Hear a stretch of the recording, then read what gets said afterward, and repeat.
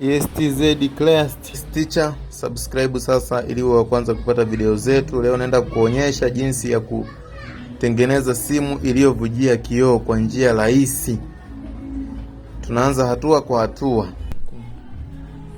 Yes, naenda kuonyesha simu yetu hii hapo inatumia kioo njia 20.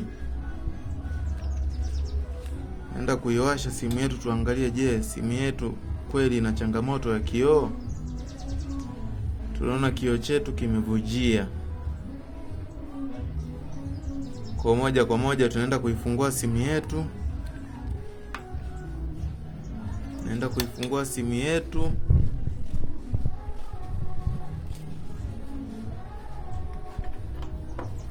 Simu yetu imekuja bila nati.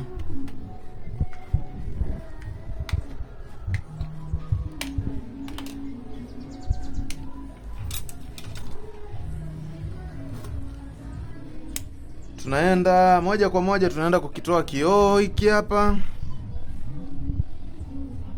Kioo ni njia 20. Unapotaka kukitoa kioo, inatakiwa uweke risasi kama hivi.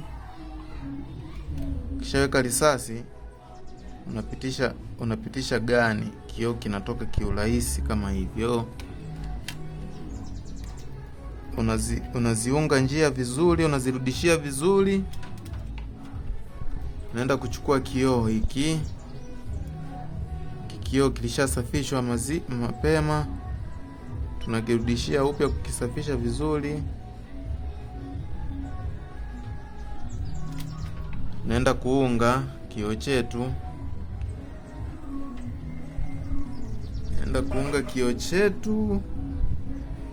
Unazifuata njia kama zinavyoonyesha.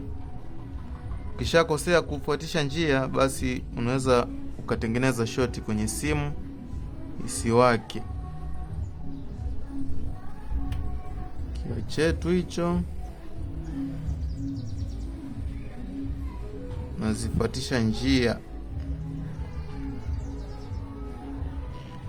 taratibu, haitakiwi uwe na haraka. Ukiwa na haraka unaweza ukaharibu.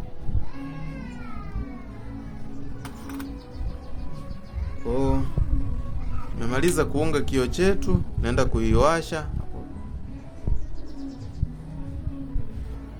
Naenda kuiwasha simu yetu. Je, tumefanikisha? Kioo chetu hicho hapo kinawaka. Tumefanikisha. Hiyo ndo njia rahisi ya kutengeneza kioo kilichovujia. Kioo chetu hicho kama unavyokiona, simu yetu imeisha.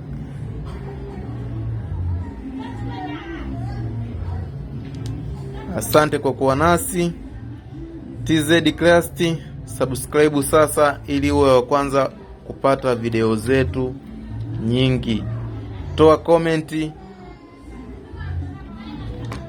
takujibu kwa wakati. Simu yetu imeisha, ni kufunga tu housing.